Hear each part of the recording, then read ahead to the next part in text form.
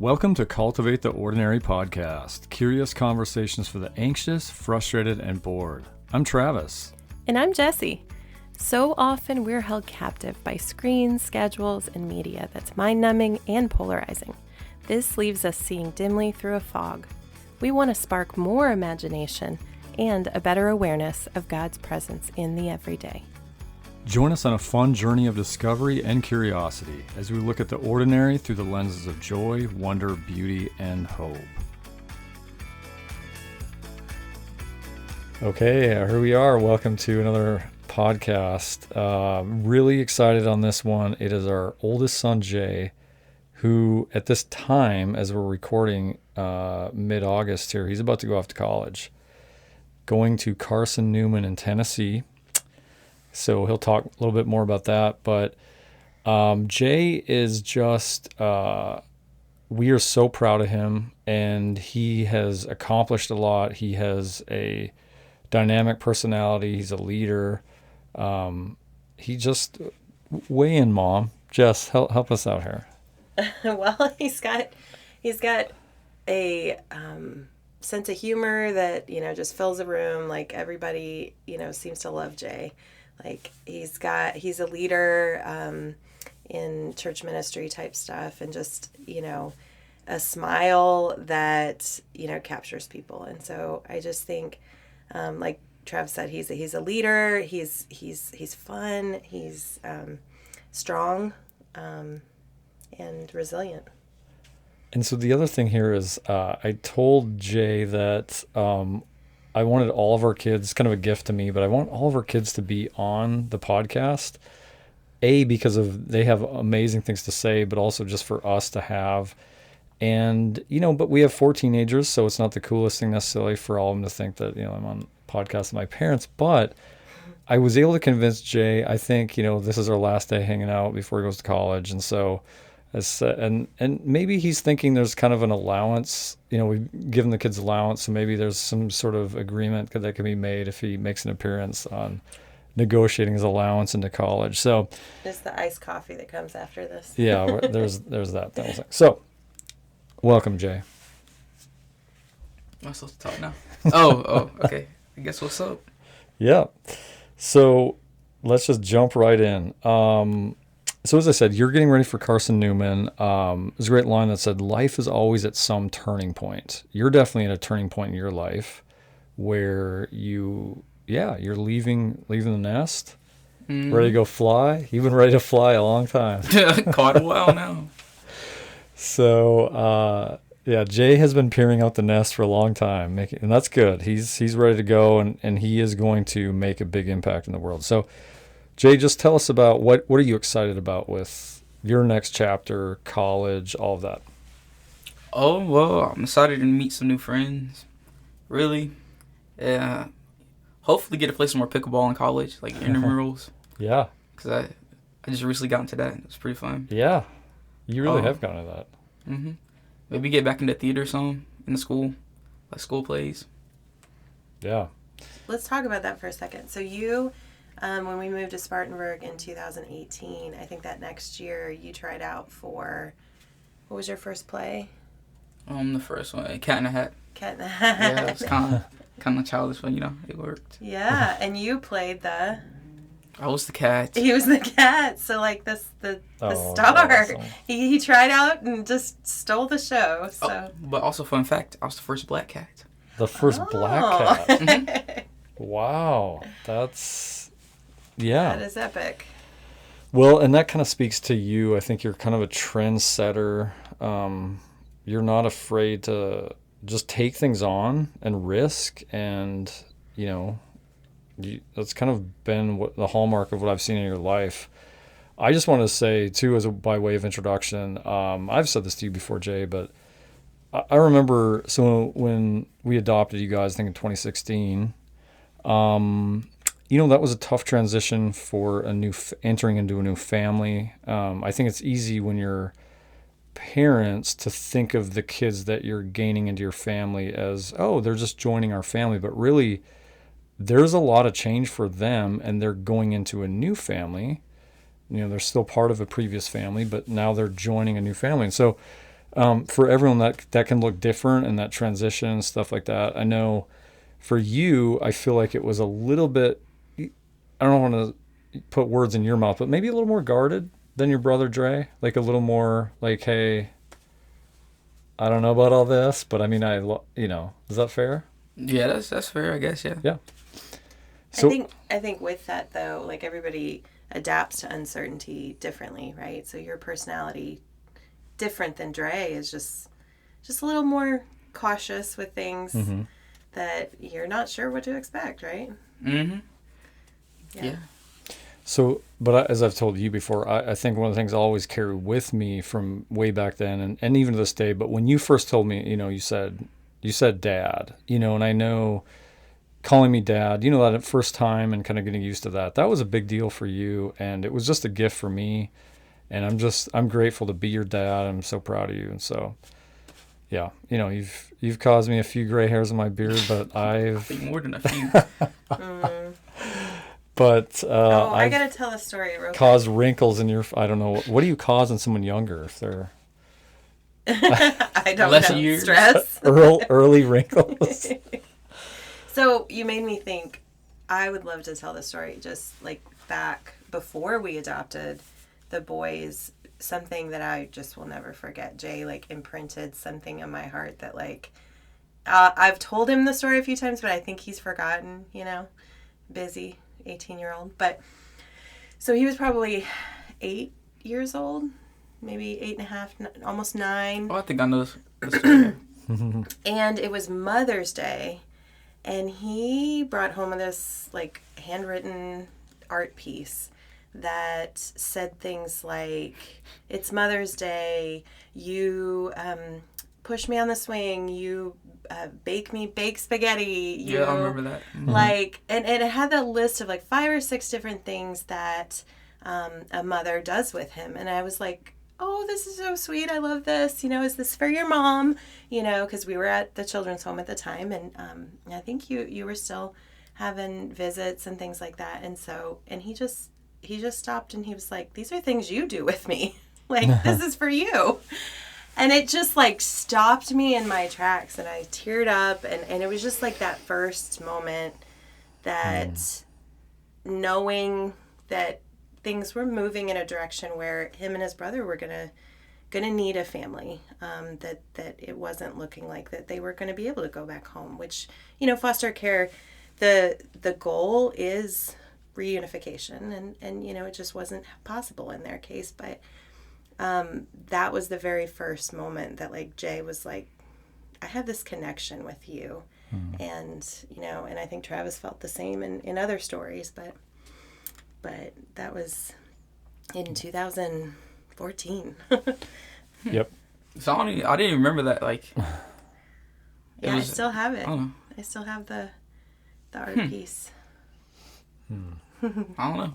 Good memory. Well, and last by way of a story of, Jay's impact on us, but forever grateful, and I've told you this before, but, when I lost Dad a couple years ago, there was a couple moments that stood out. One was we were just out getting groceries, and someone had called, I guess it was the funeral home, that, Dad's ashes the urn was ready to be picked up. And it's like, how do you prepare to go do that? It was just like, death is so strange in so many ways. You're just doing life, and then you have this moment of like, yeah, part of that is also then, bringing your dad home in that case. And I remember, Jesse was kind of like, are you even in the mindset to do this? And I'm just kind of like, I guess I don't, is there a mindset? And there is probably, but I just, was like motoring through and we pulled into the funeral home and just immediately Jay was just like offering to just go in there with me. And, I think my first instinct was, oh, no, I got this. But I could just see in him that it was a sincerity to like believe that, I think he felt like I might need him. And I think I did. So when we went in there to do that, it was a thing that I guess just feeling your strength and your coming up to be there with me. And then after that, when we had our the memorial service, Jay had kind of did a surprise and wrote it was a song. I mean, it was a poem or just words about Grandpa, Like a kind of a spoken word kind of poem thing about. I don't remember if I did, but You did. I mean, there's a picture of me on the stage, so I assume I did it. yeah, but you did, and it was just the words you said about my dad. You know, your grandpa was just. It was another pivotal moment, and I can't help but think, that speaks partly to the strength in you that, you really did that for me as your dad. And then also, I also think about the adversity you had been through in your life where, all that you had faced, so that even going through some of that, you were able to come out and even be there for me in a hard moment for me. So just really grateful for that story and moment. Yeah, I appreciate it. Yeah. Mm-hmm. Yeah. So Jay, tell us, like, we on this podcast, the primary focus is people cultivating their ordinary lives and taking whatever is going on, doesn't matter what it is, and just kind of being aware of the presence of God, being intentional, being just open to whatever life has for them, right? So we ask people often, what does it look like for you to cultivate the ordinary? So, like, doesn't have to be deep. It could just be fun stuff, like how are you making life exciting? So how would you answer that? I guess more recently, since I'm heading off to college, I've been trying to spend some intentional time with my friends. Mm-hmm. And, like, a couple weeks ago, we had our last youth group day. That was pretty fun. Got to kick them with some gaga ball. But, yeah, I don't know. I just focusing more on the relationships, I guess, I have in the past. Like, I think I make friends pretty easily. Yep. But, like, I don't really invest much, in the friendships. So, yeah, just spend some intentional time. Yeah. Yeah, that is the mark of a good friend, being aware and intentional. That's really awesome. So what would you say on the other end of that, like these friends that you're trying to be intentional with, what makes them good friends to you? Well, like, one of my best men, Jaden, like, I don't know, I just know he always has my back. Like, we talk about relationships and stuff, and, like, he shares all his stuff with me, share all my stuff with him. Like, it's not really judging. And, like, I don't know, like, he pushed me just to be better, I guess. Like, almost every day he's urging me to get in the Word. He's like, hey, you been in the Word today? Then if I haven't, got to tell him. He's like, nah, you do better tomorrow. I was like, all right. And then, so, I don't know. We just really help each other out, I guess. Yeah. That's cool. So do you feel like their values make an impact on what type of friend they are for you? I definitely do, because I have some friends that we don't have the same values, but, I would still consider them pretty good friends. Yeah. Yeah. Yeah, and I think you have a gift too of you see, good in people, or you see things that some other people might, cast them aside, and you're, you're more readily there to, be there for someone and call them a friend. We're gonna do a little rapid fire stuff. So this is a peek into Jay's mind. So. What makes you feel close to God? That's a hard question for me. Makes you feel close. When do you feel closer to God? I think I feel the closest to God when I see Him in other people, I think. Because sometimes I can get just so caught up in my own thing. Like, like for me, which may not be for other people, like, I know, like, that I'm forgiven for stuff, but, like, sometimes I can be kind of lazy, Like, don't really got to think about stuff that I do because, I know I get forgiven, so why not? But then just, I don't know, just seeing it in other people, it just reminds me that, like, God is present with us and that even if we do sin, there is forgiveness, but doesn't mean that you got a free pass, you know what I'm saying? And like that. I think also when my friends hold me accountable, because it really makes me think about, like, what God has planned for my life, which I'm still not sure about. I hope it's nursing. So, yeah. So that's really good. So you're saying you really feel God's presence in community and through other people he's he's dwelling in. So are there times you feel or places where you feel like when there's not other people maybe around, that's God through them that you feel his presence in, or like in a quiet place, or it's Like in just, a more personal way? yeah. Yeah, well then, I think it would have to be like during prayer. Mm-hmm. Like, I don't know if I can like hear God talk to me, but like at the same time I feel like I can. You know what I'm saying? Like, I can't like tell you like what he said, but like Mm-hmm. I know what he means. Yeah, that's cool. Yeah, it's like I know what you're saying, like a whispering sort of truth. Stuff you already sort of know, it kind of rises to the surface of You're like, your like consciousness or whatever, that he's his spirit's like just stirring stuff, even though it's not like audible words. But you love music, right? So I do love music. and it's not all Christian music, but sometimes it is. I think there's some artists that's a way that you kind of chill out and listen to some songs that inspire you, right? That is true, yeah. Like I would say like I'm not a very feely person, but I think music does help me feel stuff, yeah. That's interesting. So it actually helps you get in touch with your emotions, like when you're listening to music that you don't normally have access to. Mm-hmm. That's cool. Yeah. And I think I knew that, but like it's just interesting how everybody's wired. I need things to help me get out of my feelings. Yeah. Yeah. There's a great line by Dieter Uchtdorf. So if you need It's an author you seem to know very if well. you need a baby name, Dieter. Thinking that's German. It says it's your reaction to adversity, not adversity itself, that determines how your life story will develop. So it's your reaction to adversity. What was a time, Jay, that you felt you faced uncertainty or coping with adversity or something unknown that comes to mind? There's a lot of times like should it be like related to like foster care stuff or even like just switching schools. Yeah. Anything. Oh yeah, all that. Well, I'll go with like coming to the cottage. Like at first, wait, it wasn't Ferguson first. It's like Stewart, but So I don't this really is- remember that because like So set this up. So this is at the children's home for people Right. that don't know what Stewart. Yep. So, So- first time you went into foster care at a children's home. right. Okay. And so, well, actually, I'm gonna focus more on like the second time, like when I came back, because I went home and then we came back. Because the first time I wasn't really like thinking about it much. Like I was little, so I was like chilling, Mm-hmm. But I think the second time, And you would have been how old the second time?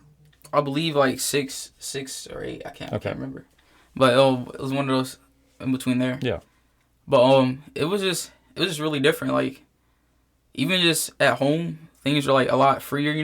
Like you kind of do whatever you want. I'm not saying that's like a good thing, but like I enjoyed it myself, just Right. doing my thing, and then coming to the cottage, and like there's like a lot of rules and stuff, and also there's a lot of stuff going on, like different kids, like everybody has their different story, Mm-hmm. and so it was just different, something to get used to. But I think like after I got used to it, it was good. Like you have like the brotherhood, Mm-hmm. all your brothers in there, and so yeah. So Yeah. after you got used to the structure, like, and I know things were pretty structured because they had to be because it was like 10 kids Right. under one roof. But if you were to compare the like experience of just not really having a schedule, not, just like you said, your words being freer versus having a routine and stuff like that, which one did you, do you feel like there was some, it was good for you to have knowing what to expect? Yeah, so knowing what to expect. I guess I feel like that would be better than just like whatever happens. Like I know that we eat dinner at a certain time. I know like what time we turn on TV, what time we go to bed. Like when at home it was just like whatever you do. Like I didn't even know if we were gonna eat. Mm-hmm. But Yeah, so I think it gave me like a little more, certainty what was going on. So like I didn't have to worry like if mom was gonna be home or not, because I knew like somebody was always in the house. Mm. Yeah. And so yeah, I would say it was a good thing. Cool. Yeah. So at the same time, you had certainty about like your schedules and routine, but you were also living in this extended reality of uncertainty because you didn't know what was going to happen with your family, right? Yeah, I guess. Like uncertainty about your future, uncertainty about what comes next. Well, yeah, I guess you say uncertainty, but like I don't know if I'm like weird or whatever, but I was kind of just I was along for the ride. You know what I'm saying? Like yes, did I like my mom or dad or whatever? Mm-hmm. Yeah, they were cool. And like did I like the foster care place? Yeah, that's cool too. But like really, I feel like I was just along for the ride. Like I wasn't really worried about what was happening. I feel like I was just there. Yeah. Well, you do have a resilience that being able to kind of bounce back in situations that you are uncertain of. I think that is, there's a coping that you have to just kind of roll with stuff that I think, God's really gifted you in some ways to just be open, see what happens.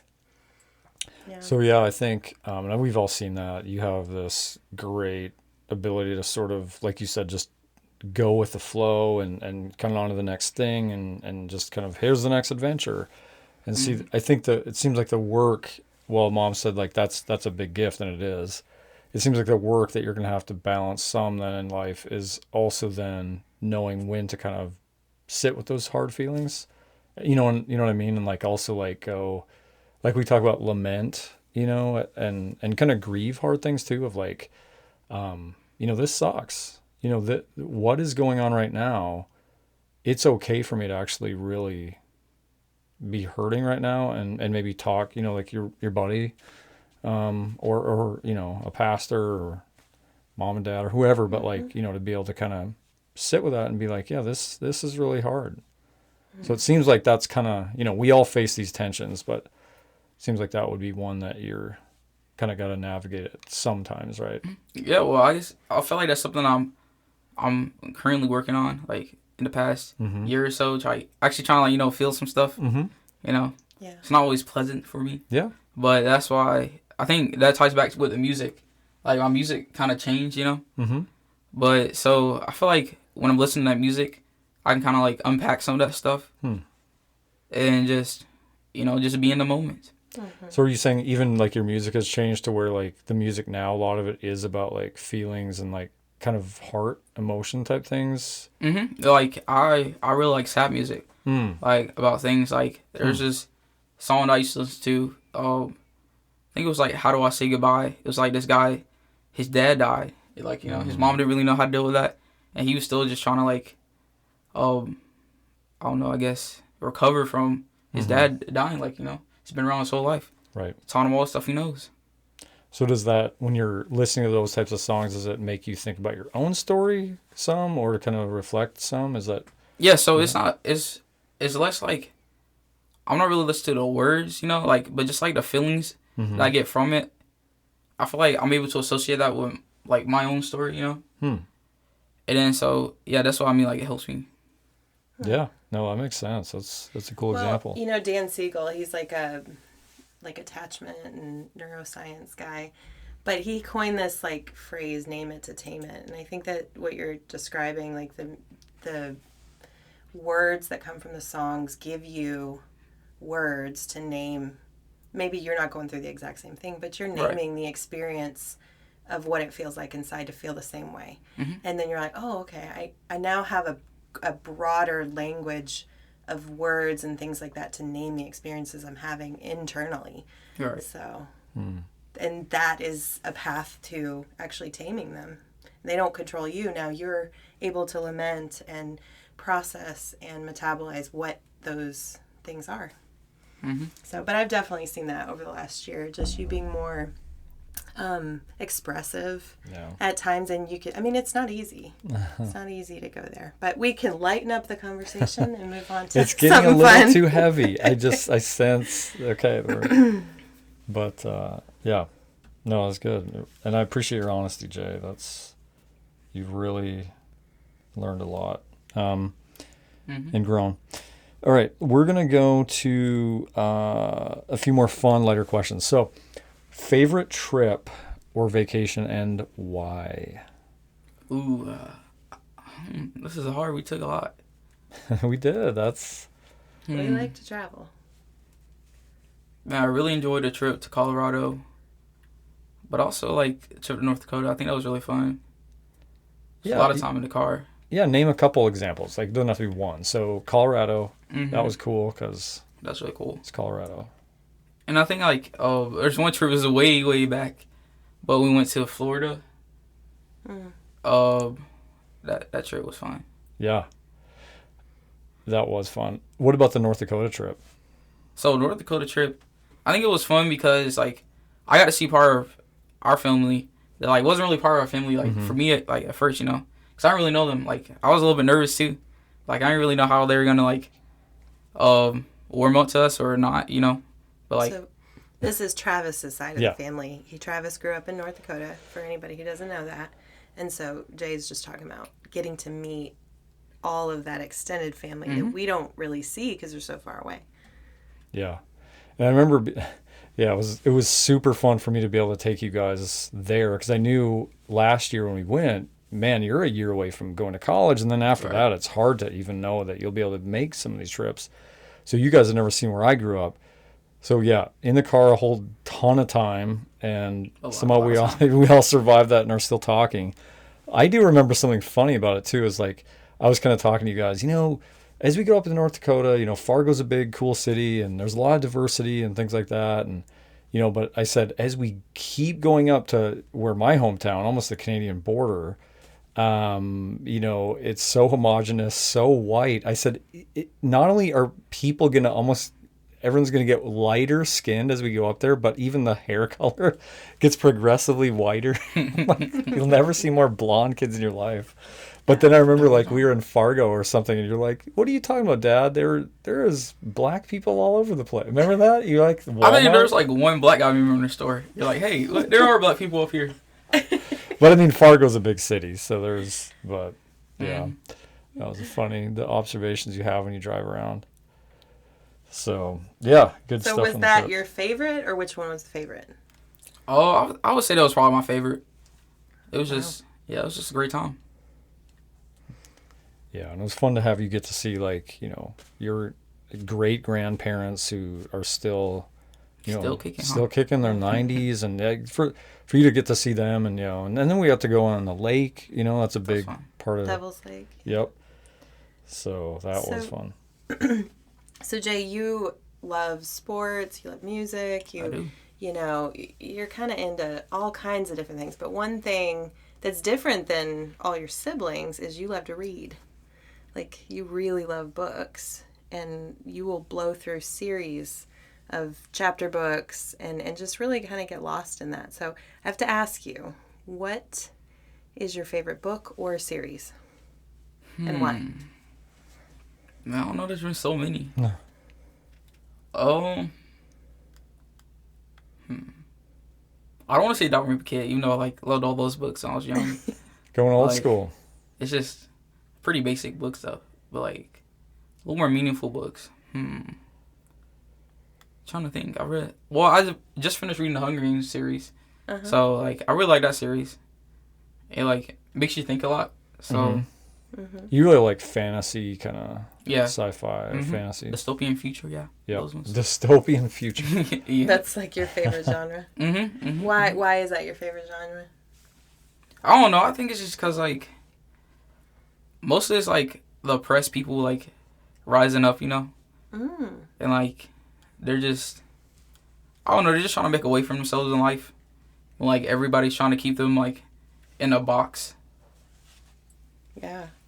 Yeah, you just made me think about, because I was, in preparing for this, I was thinking about you and what you just mentioned about why you love that series. There's a quote by Maya Angelou that says, I can be changed by what happens to me, but I refuse to be reduced by it. And that, like, that rising up. Oh, yeah, that's those books, yeah. Yeah. Yeah. one of the things I'd mentioned on another podcast episode of just talking about like dynamics coming from foster care is, the kids who have been in foster care and then coming out of that, going on to college. I mean, the statistics are just staggering for how low compared to the general population. So you, not only just in all that you've done and, just your adversity to overcome, you were going off to college and you won a prestigious scholarship where it was like 1 out of 100 applicants and as freshmen got that. So, man, I mean, you were just, kind of the will to just achieve and do your best and all that stuff. What would you tell? There's so many people that are just struggling in life, and it could be in all different ways. But do you just have any like words of encouragement to just someone out there just really just struggling to maybe find their place of what to do or going through just a darker time, of just how to kind of find hope and overcome hard things? I don't really know. Like, I like if I know something's gonna be challenging, I kind of makes me excited a little bit. Like, and I know I haven't always done well with that in the past, but like, I'm trying to get better. But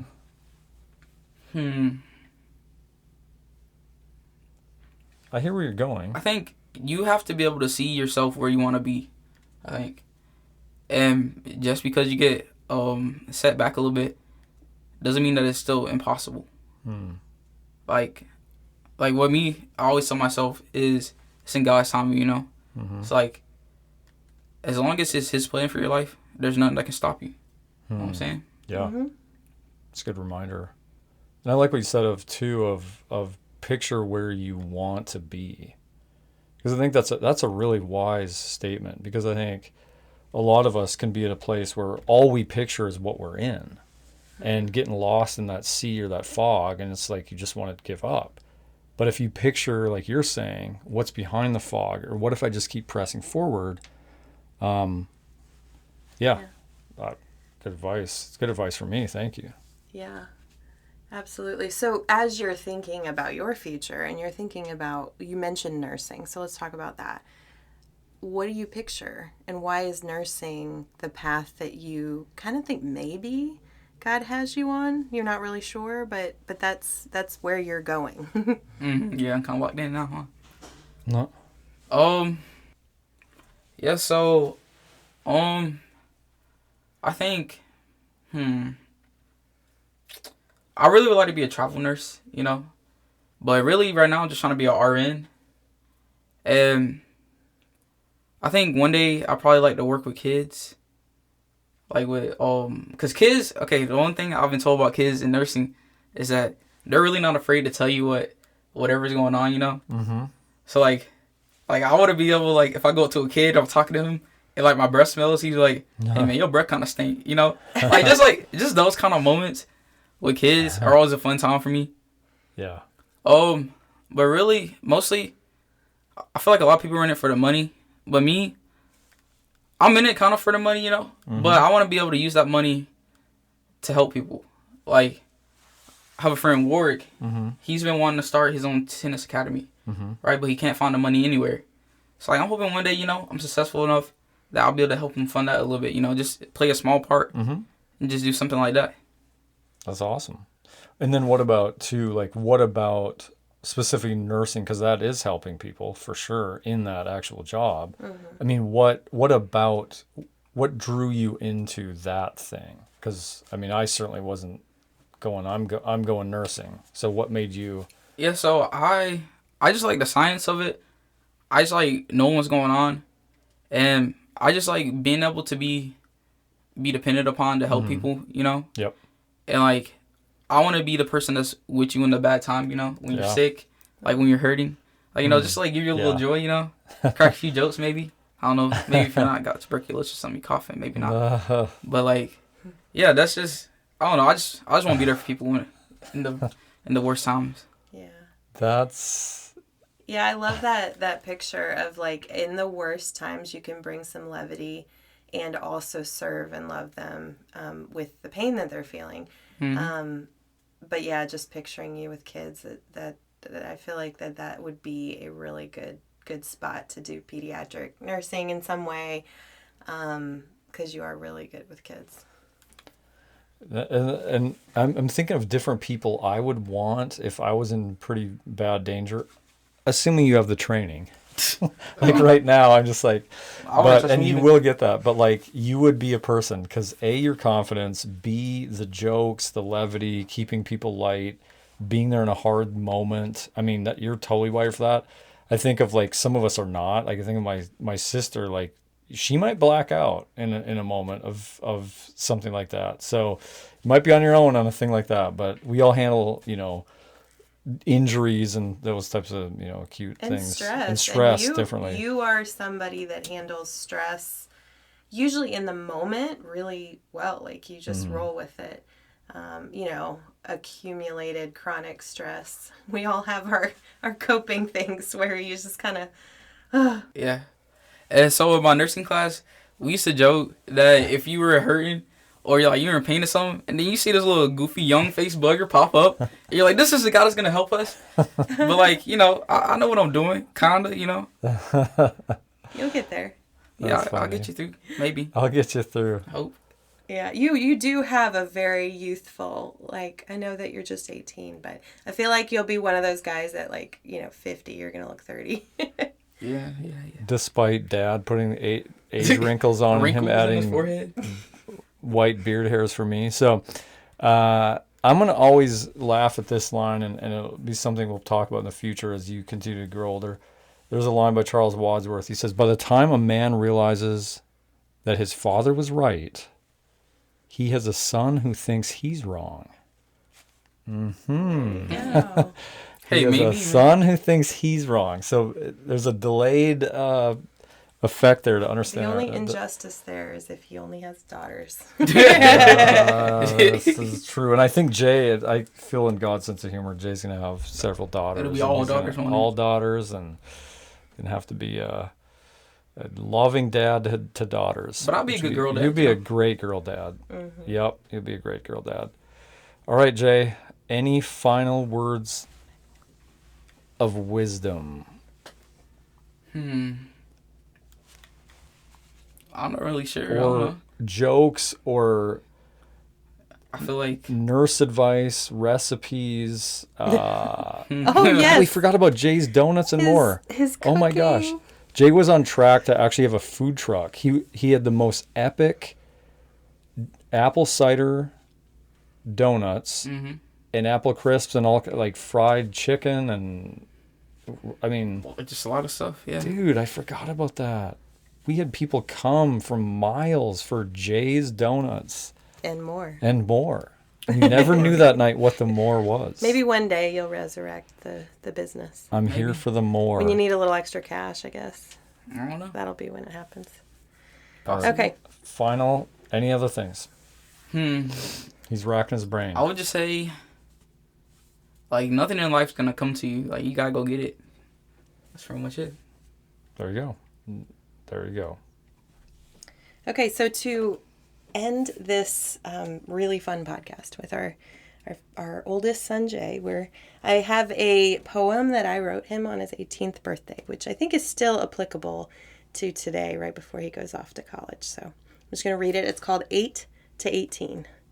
That is really the time I met him to the time today. Now, 18. So, from 8 to 18.